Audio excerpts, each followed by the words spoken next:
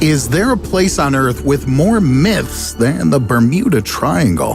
The most mysterious part of the ocean from where many don't return. It's a zone of anomalies, a hideout for aliens, various military experiments, a portal to another dimension. There are many different stories about the Bermuda Triangle, and most of them are very far from reality.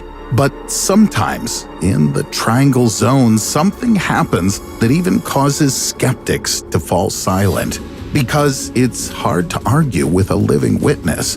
But is it possible to believe their words? To finally understand the secrets of the Bermuda Triangle, I decided to conduct my own research.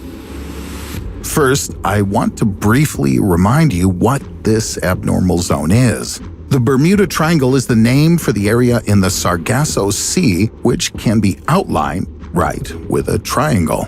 At one corner is Miami, another the islands of Bermuda, and the third point is San Juan, Puerto Rico. However, though some people like to stretch the dangerous area in different directions, I'll stick to the generally accepted version. The surroundings of the Bermuda Triangle are constantly traveled. Various ships cross here, from cargo ships to cruise ships and pleasure boats, and airplanes constantly cross the sky over this triangle. But the bad reputation never fades.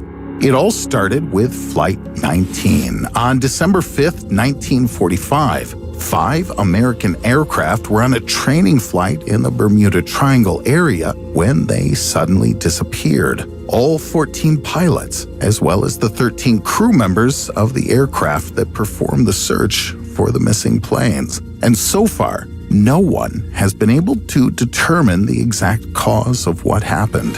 So, the legend was born, a danger zone with an area of 1.3 million square kilometers, or roughly 500,000 square miles, which is also sometimes called the Devil's Triangle.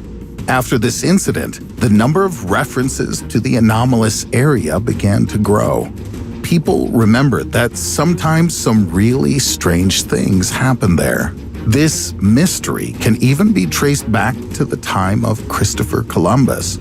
Fans of mysticism claim that the famous explorer passing through this zone saw an incomprehensible object flying away into the sky, accompanied by a strange glow. Columbus also noticed that his compass behaved very strangely in this area.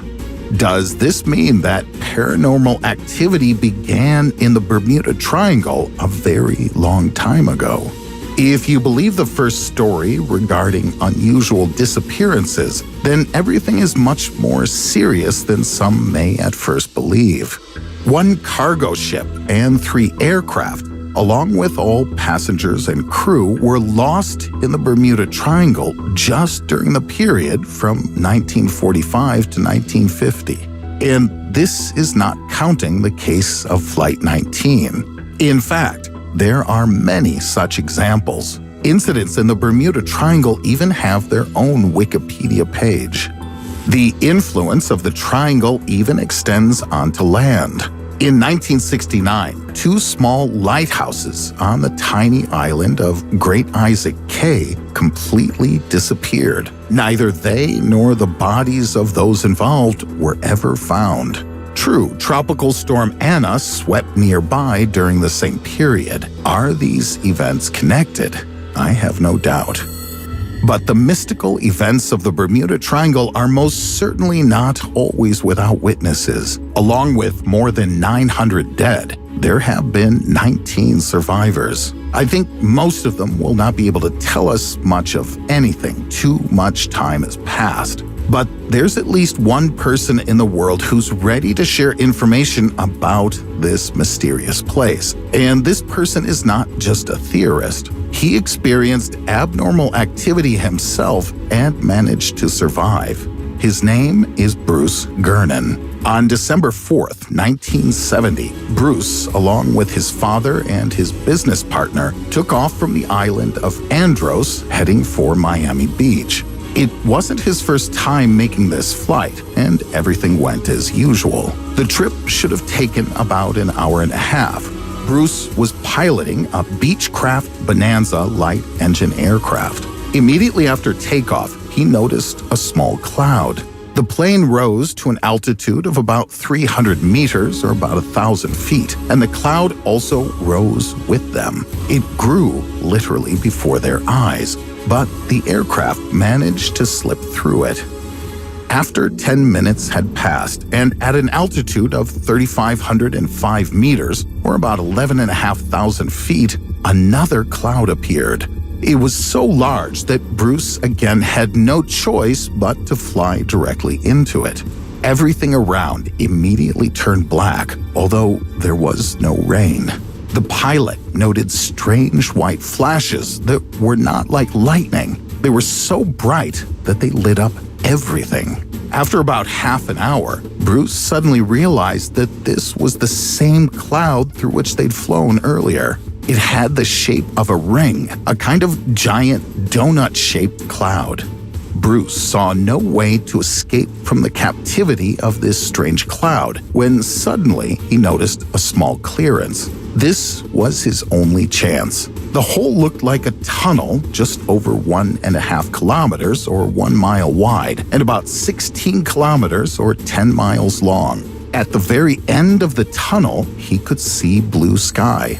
But as soon as the plane entered the tunnel sharply narrowed. The walls of the tunnel were curved and shrinking, continuously closing in. The whole of the interior was covered with small gray threads of clouds that spun counterclockwise right in front of and around the aircraft. The navigation instruments malfunctioned, spinning maniacally in the glass dials. Fortunately, Bruce managed to break out of this strange captivity. About 20 seconds passed, but at that moment, no one cared. The plane was enveloped in a strange fog. The pilot immediately contacted ground control to determine their location, but the dispatcher could not see the aircraft on radar. Is this possible? Theoretically, yes. Interference can affect radar instruments. But what happened next scared everyone, including Bruce himself. The dispatcher suddenly announced that the plane was already in the sky over Miami. Let me remind you, this flight usually takes about 75 minutes, but only 47 minutes had passed, a little more than half the time. Bruce's plane couldn't have accelerated to such a speed. The design of the aircraft simply didn't allow for such a thing. Gradually, the fog cleared and the pilot saw that he really was above Miami. Returning to the ground, Bruce checked the amount of fuel used and the clock. Everything looked as if the plane had suddenly teleported from one point in space to another by itself without the help of engines, as if the plane had gone through a portal. I agree, this all sounds completely unbelievable. However, the news of the strange journey quickly spread through the media, and later Bruce even published a book regarding his theory of what had happened on that fateful day.